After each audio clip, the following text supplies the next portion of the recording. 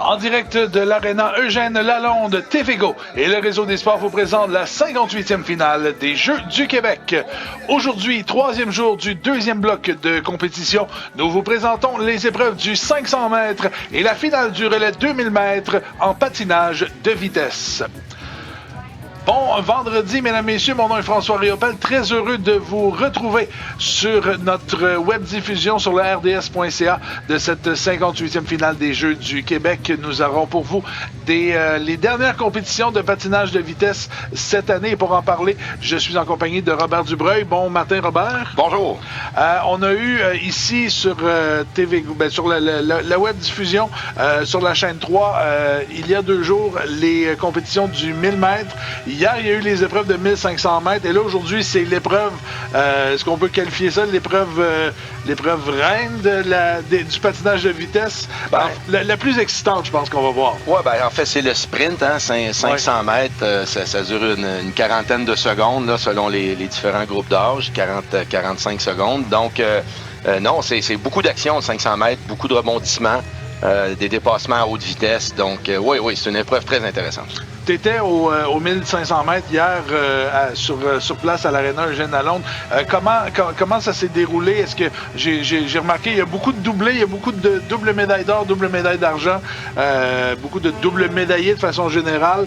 Comment ça s'est déroulé comme journée? Sans rentrer trop dans les détails, on n'aura pas le temps, François, mais oui, des athlètes qui ont confirmé leur médaille d'or du 1000 mètres en remportant le 1500 mètres. Viseront sans doute le triplé aujourd'hui. Ça s'est bien déroulé, beaucoup d'ambiance. C'est surtout ça que je retiens, ambiance incroyable. On est plus calme derrière nos écouteurs ici. Alors, on va surveiller ça. Il y a également d'autres compétitions aujourd'hui dans cette avant-dernière journée, déjà l'avant-dernière journée des Jeux du Québec. Sur la chaîne numéro 2, Gilles Péloquin sera avec vous dans quelques instants en compagnie d'Emmanuel Dupuis pour les compétitions de plongeon. Et un peu plus tard, en fin d'après-midi ou en milieu d'après-midi, sur la chaîne 3, les demi-finales du tournoi de curling du tournoi de curling, oui, en compagnie de Jean Allard et de Jean-Philippe Tremblay. Jetons un coup d'œil maintenant au tableau des médailles. Après 6 jours de compétition, la Rive-Sud qui continue sa domination au classement des médailles. 62 médailles au total, dont 18 médailles d'or. Montréal suit au deuxième rang avec 39 médailles, 17 médailles d'or. L'Outaouais est troisième avec 37 médailles d'or. Les Laurentides commencent à remonter au classement. 34 médailles, mais le plus grand nombre de médailles d'or avec 21. Et Laval qui complète le top 5 avec 33 médailles. On vous rappelle que si vous voulez partager et échanger avec nous de cette 58e finale des Jeux du Québec, nous vous invitons à le faire sur nos différents médias sociaux, que ce soit sur Facebook, Instagram, Twitter ou TikTok. Utilisez le mot-clic JDQ 2024. Merci également à nos commanditaires qui assurent le succès de cette 58e finale des Jeux du Québec. Merci à Desjardins, Sport Expert, Proxy, Oasis, le lait au chocolat, Kruger, Asics et le groupe Custo. On voit ici la foule qui est extrêmement bruyante aujourd'hui. En tout cas, moi, je les entends beaucoup plus bruyants que mercredi. Je ne sais pas à quoi ça se compare depuis avec hier, mais ça démontre beaucoup de passion chez les amateurs de patinage de vitesse. Ouais, on voyait la région Richelieu-Yamaska tout en énergie. Ça s'aligne bien avec le 500 mètres d'ailleurs, parce que ça prend de l'énergie, il faut décoller de la ligne très rapidement. 500 mètres, 4 tours et demi de piste, on va le rappeler. Donc, les lignes de départ sont à l'opposé de la ligne d'arrivée. Et vous allez voir plusieurs lignes sur la patinoire. Ça c'est selon le tracé. On a différents tracés. On peut tasser vers la gauche, vers la droite, le tracé de course pour épargner la glace ou pour avoir une meilleure patinoire. Parce que lorsqu'on passe toujours à la même place, on finit par briser la glace. Donc, on le voit ici, oui. Là, le cône rouge dans le centre indique la ligne de départ. Donc, les patineurs vont s'avancer jusqu'à la ligne de départ lors du commandement par l'officiel. Alors, on voit ici notre première vague chez les 12 ans chez les filles. Ce sera en format 1+1 comme on a vu mercredi. Donc, pour le 500 mètres, avec le bonnet numéro 1 du Saguenay-Lac-Saint-Jean, Océane Lavertu, médaille d'argent aux 1000 mètres, médaille de bronze aux 500 mètres. Numéro 2, Johanna Ngetcho Nzengjang de la Côte-Nord, Victoria Lamoureux de la Naudière, Stella Rose Cyr, elle aussi, double médaillée, or aux 1000 mètres, argent aux 1500, et Flora Guillemette de Centre du Québec, 5e. C'est parti! La première course de patinage de vitesse, 500 mètres. Et on le voit tout de suite comparativement à ce que les spectateurs ont vu mercredi. La vitesse est beaucoup plus élevée. Il n'y a pas de retenue aux 500 mètres, ou presque pas, dépendamment de la situation. On peut peut-être se retenir le premier tour si on est premier pour garder un peu d'énergie, mais vraiment pas beaucoup. Immédiatement, Océane Lavertu qui prend les devants devant Stella Rose Cyr. C'est très serré. On amorce, je crois, le dernier tour de cette course à l'instant. Et c'est Cyr là, qui vient de prendre les devants. Et il chute de la part d'Océane Lavertu. Ça va lui coûter possiblement un podium en fin de journée. Mais Stella Rose Cyr qui remporte la course de la première vague. On va surveiller les temps par la suite des autres coureuses. Mais 50 secondes,3 pardon, pour Stella Rose Cyr. Donc une première vague complétée. La jeune Cyr semble incertaine. Évidemment, il y a eu chute un peu après son dépassement. Donc, j'ai l'impression qu'elle n'est pas certaine. Elle va attendre la décision des officiels sur comment ils vont juger la situation. Il faudra voir la reprise si on peut l'obtenir. Puis si on ne l'a pas, ben on verra bien. Mais on va revoir les dernières images de cette course pendant que la prochaine vague se prépare. Parce qu'il y a eu dépassement, c'était serré. C'est plus tard dans le virage que la jeune patineuse a chuté du Saguenay-Lac-Saint-Jean. On voit un départ ici qui a été canon pour les deux. Le dépassement par l'intérieur est relativement... Il y a une petite hésitation, accrochage, et c'est par la suite que la patineuse. Alors, ça sera pas facile à juger. On le voit, une très belle reprise de près, de l'intérieur. On voit qu'il y a un petit léger contact, hésitation. Ça pourrait être sanctionné. Difficile à dire. On va voir comment les officiels... Et c'est, je pense, et on voit la jeune patineuse de l'Est du Québec qui a fait un geste d'incertitude. Passons alors dans notre deuxième vague. Maxime Olivia Cogent de Montréal, Maïté Cadieux de Capitale-Nationale, Anaïs Jouer de l'Estrie et Savannah Gordon du Lac-Saint-Louis. Et immédiatement, c'est Cogent là, qui prend les devants de cette course, suivie de Maïté Cadieux au deuxième rang. Là, il y a plus d'écart, donc course probablement plus confortable pour Cogent. L'attention est portée sur...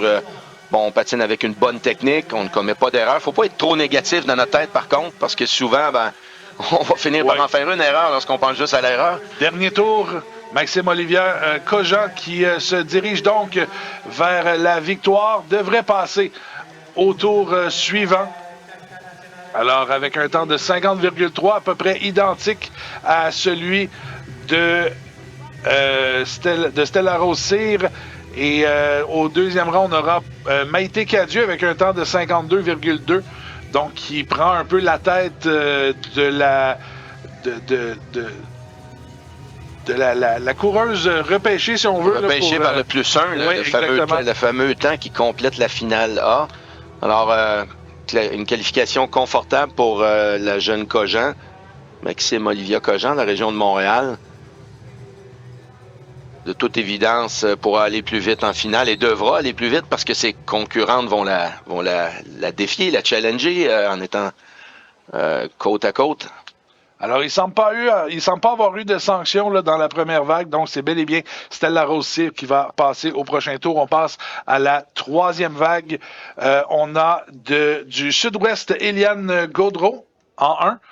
De Richelieu-Yamaska, Mégane L'Espérance, de Laval, Karina Gréavou et de la Rive-Sud, Sophia Guichard. C'est parti! 500 mètres, la troisième vague chez les 12 ans féminins.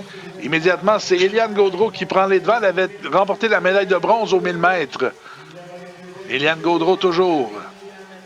Alors, après 3 jours de compétition, on a un peu moins de fourmis dans les jambes. On est plus... disons qu'on a l'air d'aller de la compétition. On connaît la glace, on connaît l'ambiance. On est entré mentalement dans la compétition. Alors, la logique est respectée en début de course. Oui. Médaillé aux 1000 mètres, donc devrait avoir de bonnes chances de se qualifier. Elle le démontre présentement. On a Sophia Guichard là, qui est au... 2e rang. Elle avait terminé quand même 17e. Là, je ne sais pas s'il y avait une chute là, durant la course aux 1000 mètres. Et donc, Eliane Gaudreau qui va l'emporter avec un temps de 50,2. Le temps de 50,5 de Sophia Guichard qui ne sera pas suffisant pour accéder à la prochaine ronde. Donc, Eliane Gaudreau qui accède à la grande finale dans cette... épreuve du 500 mètres. Course sans histoire, François. Si on revient sur la première course de qualification, alors les officiels ont jugé que le dépassement, oui, était sans doute serré, mais il n'y a pas eu suffisamment de nuisances là, pour pénaliser la patineuse et elle va passer en finale A, heureusement pour elle. Malheureusement, pour la patineuse qui a tombé, elle va se reléguer beaucoup plus loin dans les finales. Aux 500 mètres, une chute ne pardonne carrément pas. Alors, on ira maintenant avec notre dernière vague chez les filles de 12 ans. On a une patineuse qui était alignée au mauvais endroit.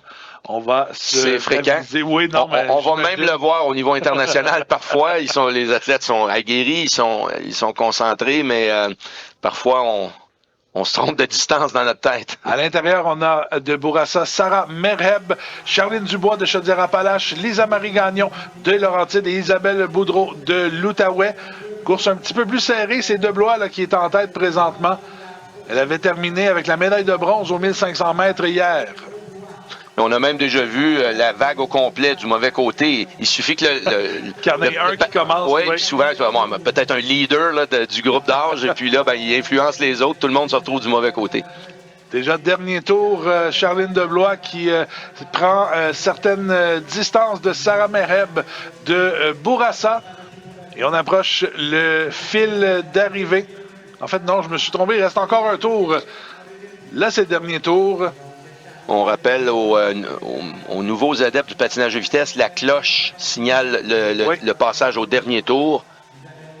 Alors, Charline Deblois qui termine donc au premier rang. Parfois, on l'entend bien, parfois, on l'entend moins bien. Au Jeux du Québec, on l'entend peut-être moins bien avec l'ambiance, les trompettes, les cris de la foule.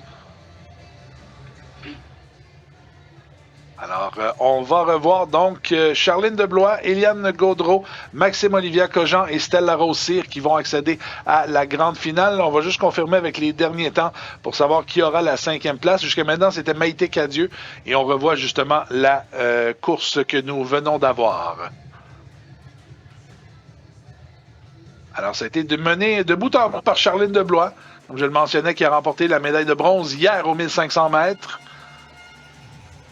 On va passer maintenant chez les filles dans la catégorie des 13 ans. On va débuter avec tout d'abord de l'Estrie, Charlie Kraft qui sera au bonnet numéro 1.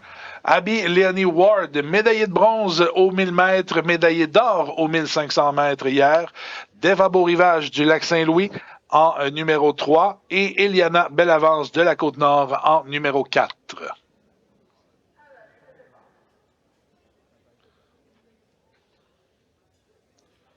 On s'installe à la ligne de départ. Et c'est parti! Chez les 13 ans maintenant, chez les filles, immédiatement, c'est Ward qui prend les devants pour Chaudière-Appalaches. Léonie Ward devant Deva Beaurivage.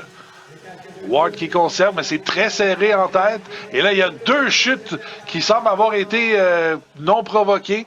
On semble être tombé peut-être par nous-mêmes et ça va permettre à Abby Léonie Ward, et là on va arrêter la course, semble avoir eu peut-être un peu, je ne sais pas s'il y a eu une blessure ou ça semble avoir été, avoir cogné.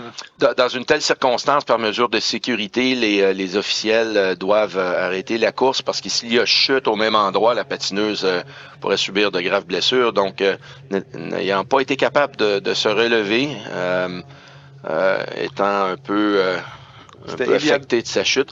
Et tu avais raison, François, les deux chutes étaient l'une après l'autre, et c'est la patineuse qui était devant l'autre et passablement devant qui est chutée en deuxième. Donc, vraiment pas eu d'influence l'une sur l'autre. Eliana Beaurivage de la Côte-Nord là, qui semble avoir été sonnée par...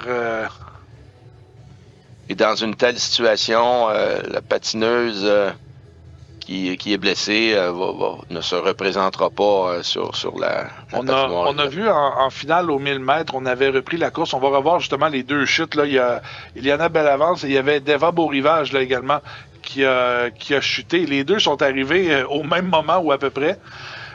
On avait repris la course à la fin des vagues. Est-ce que là, on va faire la même chose ou est-ce qu'on peut reprendre la course immédiatement? C'est toujours une question de décision de l'arbitre selon les circonstances. On n'a pas un manuel d'instruction parce que tout peut arriver.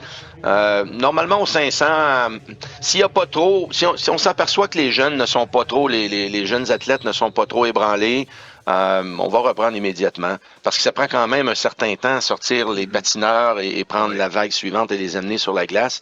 Donc, on va avoir tendance à vouloir reprendre immédiatement si c'est possible. Alors, ça semble être ce qu'on va faire ici. Donc, on aura une course à 3 patineuses. Charlie Kraft à votre droite, Abby Leonie Ward au centre, Deva Beaurivage à votre gauche. C'est reparti. Et encore une fois, c'est Ward qui prend les devants. Devant Beaurivage à nouveau, Kraft est troisième. Et pour Beaurivage, c'est une belle opportunité parce qu'il faut se rappeler qu'elle avait chuté presque en même temps. Mais la course n'a pas été arrêtée dans la circonstance où elle était, elle, impliquée. Oui. Donc, on lui permet de revenir et c'est peut-être pourra-t-elle en profiter. Et là, ça va être très serré. Les deux qui sont tout juste une dernière l'autre. Dernier tour de cette course. En fait, il reste 2 tours encore. Je croyais que...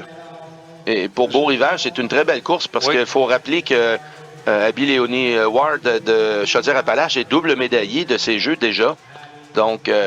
Oui, ça va être très serré au final, mais c'est Abby Leonie Ward qui va terminer au premier rang devant Deva Beaurivage avec un temps de 49,9, ce qui est quand même très bien. Les deux qui semblent... les deux qui ont eu un temps presque similaire.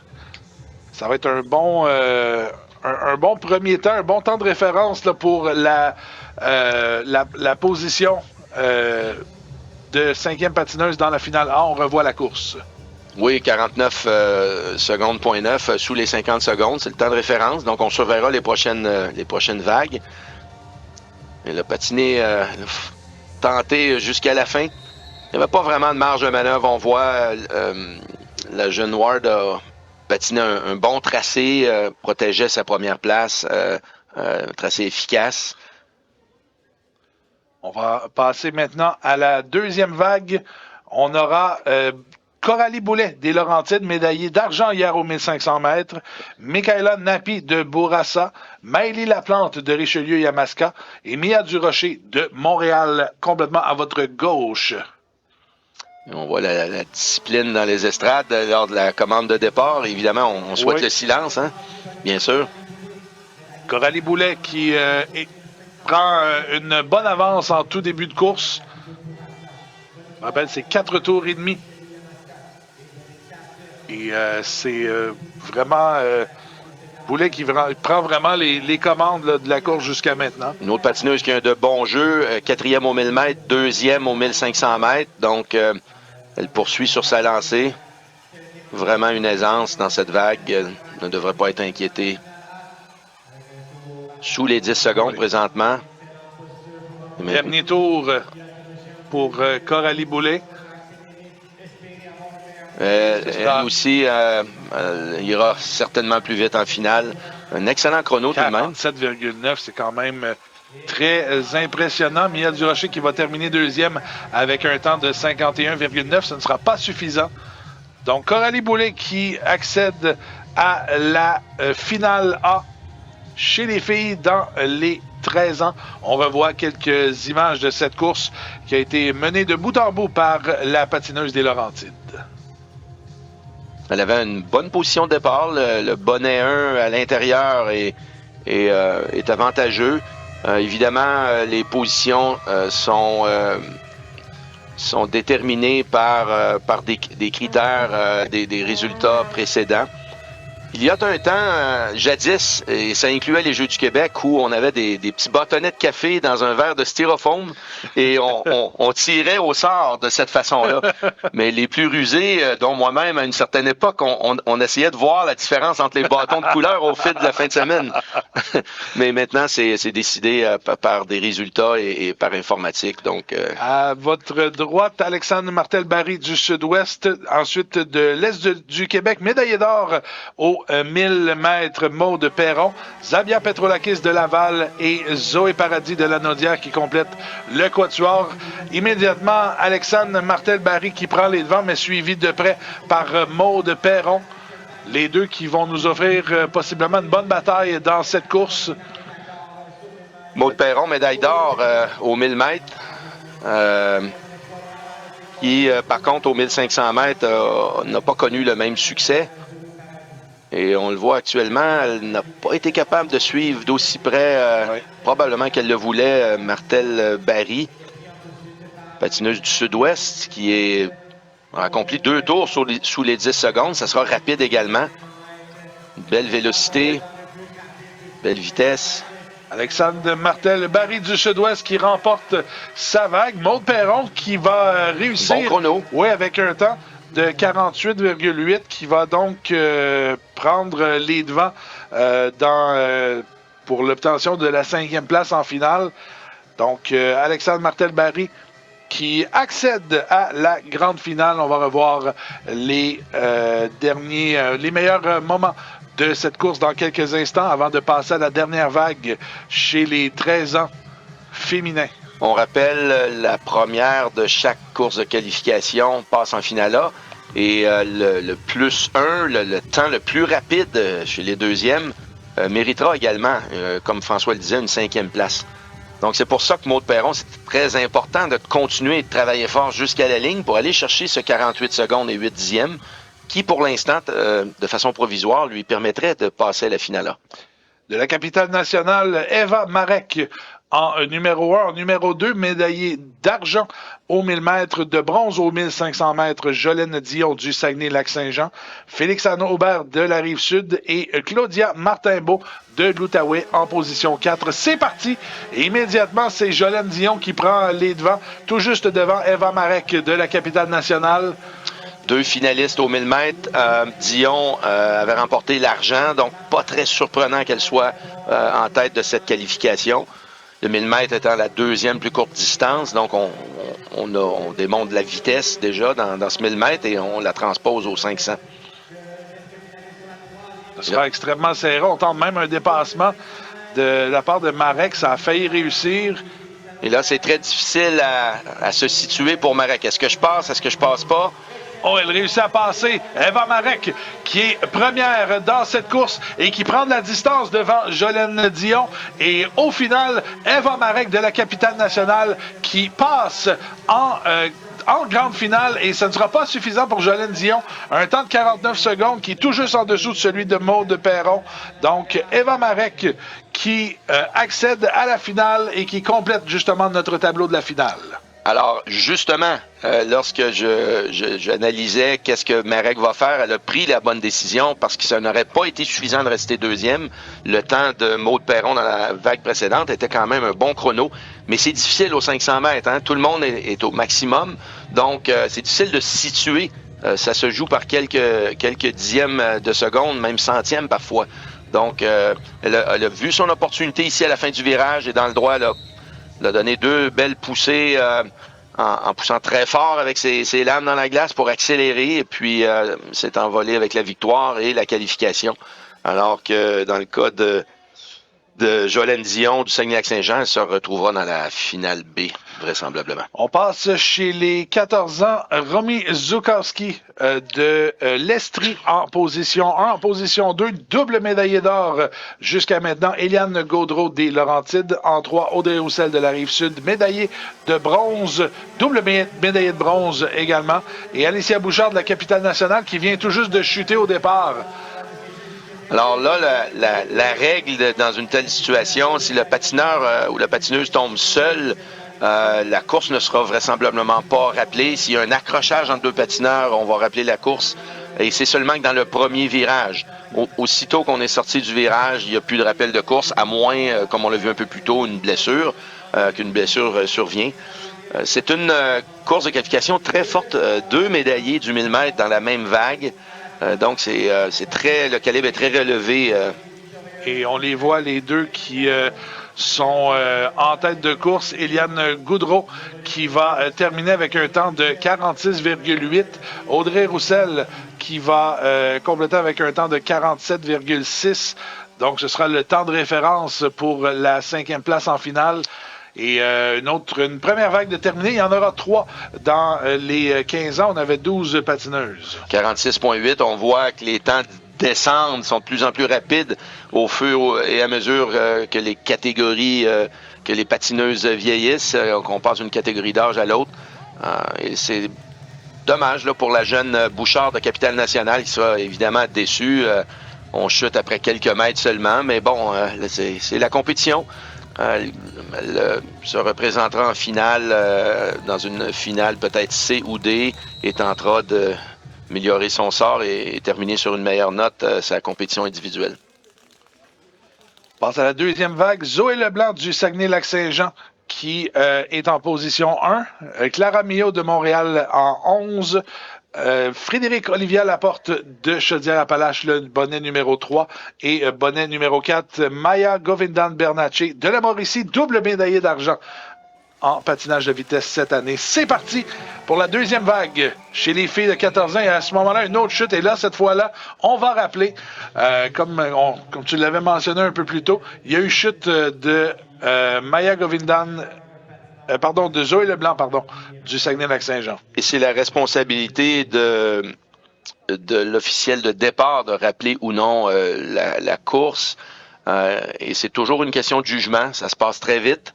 Là, on n'a pas de reprise vidéo. Dans ce cas-ci, c'est instantané. Donc, et là, on voit la patineuse du Saguenay-Lac-Saint-Jean qui s'est accrochée puis qui a nui à une autre patineuse. C'est sans doute ce dont on a jugé et sur la base de laquelle la décision a été prise. Alors, c'est reparti. Cette fois, le départ qui semble être bon. Et non, il y a eu une autre chute. Et on va devoir rappeler à nouveau. Ça va quand même plaire à Zoé Leblanc qui avait glissé le 4e au départ, avait obtenu peut-être un moins bon départ cette fois. Et là, une telle situation peut se reproduire plusieurs fois. On a déjà vu ça. Il n'y a pas de trop départ. Pas vraiment de règles. On reprend la course tout simplement. Mais à un moment donné, après peut-être une autre fois, on va voir l'officiel qui va probablement parler aux patineuses et dire, bon, on se calme un peu. Peut-être faire Zoé Leblanc encore qui s'est accroché cette fois avec on va Clara le voir Millot. ici. Il y a eu un contact de la main. Un petit contact, mais ensuite, et c'est les deux patins qu'on voit présentement qui se sont accrochés entre la patineuse de Chaudière-Appalaches et celle de Montréal. Alors, on se reprend une 3e fois. C'est parti. On amène au virage et là, cette fois, ça va fonctionner et c'est Maya Govindan Bernatchez qui est qui était deuxième lors des 2 dernières courses, qui prend la tête de ce 500 mètres. Puis Zoé Leblanc qui le bonnet 1 n'a pas pu en profiter. Restait un peu plus longtemps sur la ligne que les autres patineuses. Il a failli déporter de l'extérieur, mais a peut-être pris un peu trop l'extérieur. Et là, finalement, on va prendre l'intérieur, va tenter de s'amener deuxième. Govindan Bernatchez qui est toujours première dans cette course. On approche le dernier tour. On est dans le dernier tour. Maya Govindan Bernatchez de la Mauricie qui va l'emporter et accéder au tour suivant. À la finale, je devrais dire, Zoé Leblanc qui va terminer au 2e rang avec un temps de 48,8. Ce ne sera pas suffisant, mais une victoire donc de Maya Govindan Bernatchez, oui, pardon. Et Zoé Leblanc qui avait terminé 5e au 1000 mètres, 4e au 1500 mètres, semble être une patineuse qui a une aisance dans les longues distances, n'est pas la patineuse qui est la plus rapide en mouvement. relativement grande et plus le 500 mètres avançait, plus on sentait qu'elle prenait son aisance et sa vitesse. Ce ne sera pas suffisant, ça sera possiblement dans la finale B avec le temps qu'elle a accompli. On aura maintenant la dernière vague chez les filles de 14 ans. Bonnet numéro 1 de l'Est du Québec, Laurence Charon. De Lanaudière en numéro 2, Annabelle Roy. De Laval, Christina Parstafas. De Laval, elle avait terminé 4e au 1000 mètres, pardon. Et du Sud-Ouest, Jenna Moulid du Sud-Ouest, oui, qui est en 4e. C'est parti! Immédiatement, c'est Laurence Charon qui prend les devants de la course, suivi de près par Partsafas. Laurence Charon de l'Est du Québec qui conserve le rythme dans cette course. Partsafas qui est tout près derrière, l'écart qui ne se creuse pas, mais qui est quand même quelque peu confortable pour elle. Oui, avec un tel écart, un dépassement est impossible. Il faut se rapprocher. C'est ce qu'essaie évidemment la patineuse Partsafas de Laval. Dernier tour. Il faudra faire vite. Il ne reste vraiment plus beaucoup de temps dans cette course et ça ne sera pas suffisant à moins d'une perte d'équilibre. Laurent Charon de l'Est du Québec qui accède donc à la grande finale. Et je me suis trompé. En fait, possiblement qu'on aura d'autres. Il y a 2 patineuses là, qui vont passer en On est à 1 finale. plus 2, c'est vrai. 1 plus 2 dans cette catégorie.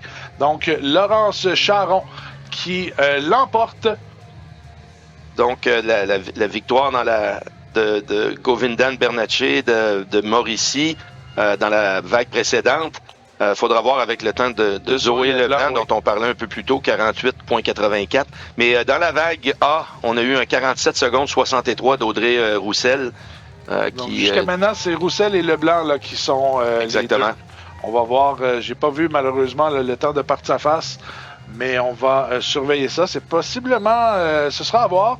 Pendant ce temps-là, on va passer chez les 15 ans avec 3 vagues. On a 3 vagues de 5 patineuses.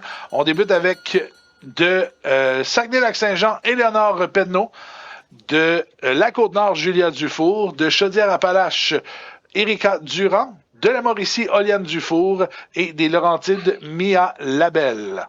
Et Françoise confirme, la patineuse de Laval, Partsafas, va se joindre à la finale avec un temps de 47,86. Alors, c'est parti. Immédiatement, c'est Oliane Dufour qui s'amène. Oliane Dufour qui a obtenu 2 médailles d'or, oui, dans les autres compétitions et qui est clairement devant Éléonore Penneau. Oui, elle domine sa catégorie d'âge jusqu'à maintenant. Double médaille d'or, évidemment, vise certainement le triplé. Elle a remporté relativement facilement le 1500 mètres par plus d'une demi-seconde. Voyons voir aux 500 mètres maintenant. Dernier tour à faire. Oliane Dufour qui ne dépensera pas trop d'énergie, va accéder à la finale et ce sera Mia Labelle qui est venue dépasser un peu tout le monde des Laurentides avec un temps de 49,2. Éléonore Penneau avec un temps de 49,7.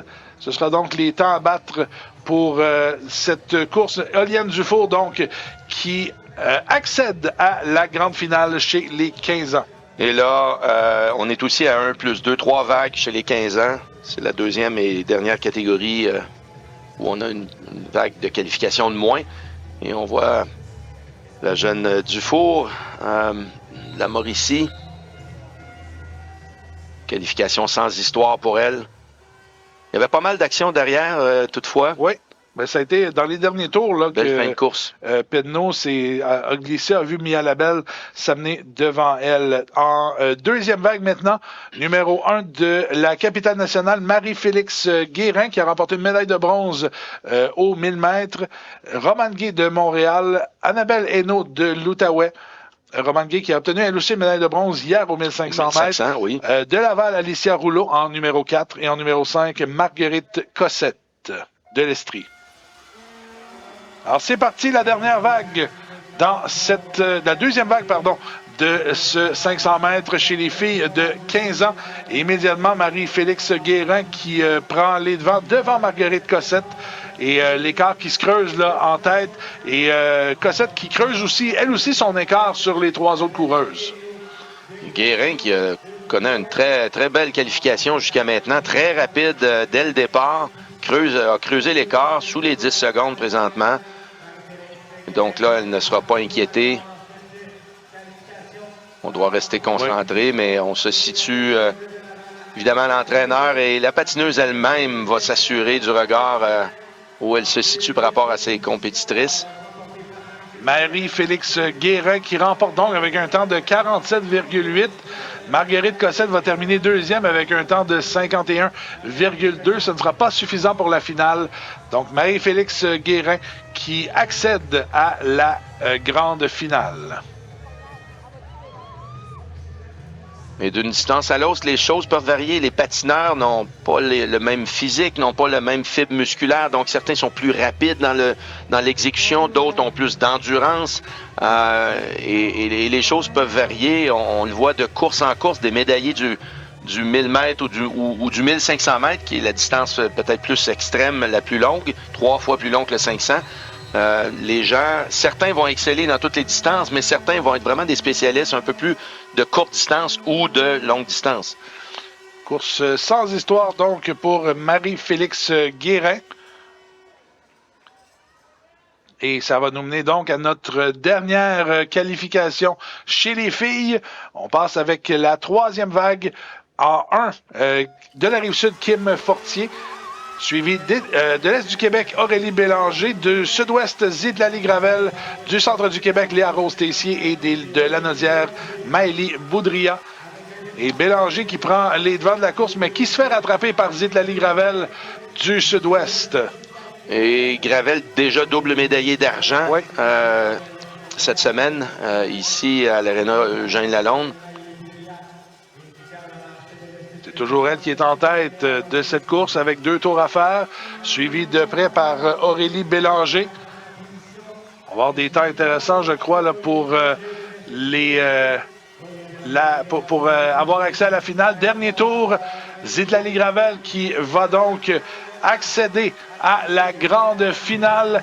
Et tout juste derrière, Aurélie Bélanger avec un temps de 48,9. Ça va lui permettre d'accéder donc à la finale. Aurélie Bélanger qui va terminer va terminer 4e là, au classement là, pour accéder à la finale. Donc une très belle course. Zidlali Gravel qui sera accompagnée de Marie-Félix Guérin, Oliane Dufour, Mia Labelle et Aurélie Bélanger. On revoit les meilleurs moments de cette course. On voit ici le dépassement de Gravel là, aux dépens de Bélanger en tout début de course. Oui, une fois le dépassement complété pour Gravel, elle a creusé l'écart suffisamment pour ne pas être inquiétée par la suite. Et c'est important pour sa poursuivante, Aurélie Bélanger de l'Est du Québec, de pousser jusqu'à la fin pour essayer de tenter d'obtenir la place en finale A, mais ce sera suffisant pour elle, hein, je crois, 48,9 qu'on a vu. C'est ce qu'on avait, oui, donc...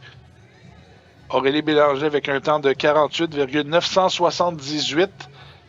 Elle ira accueillir la première place par les temps avec Mia Labelle de Laurentides qui aura la 2e, comme tu l'as mentionné, François. Alors, notre tableau des finales est complété du côté des filles. On ira bientôt avec les qualifications chez les garçons. On va prendre donc une pause, le temps de procéder au resurfaçage de l'anneau de glace ici à l'Aréna Eugène Lalonde. Vous regardez la 58e finale des Jeux du Québec au rds.ca.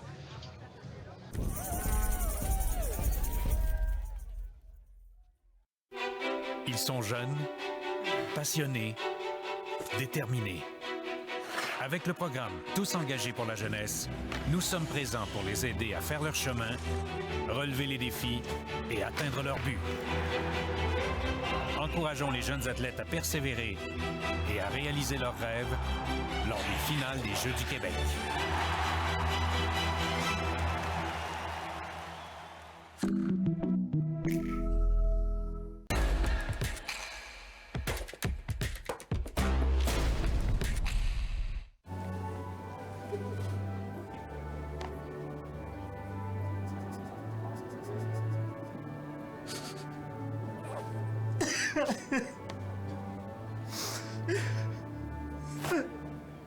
Ça, c'est une panne.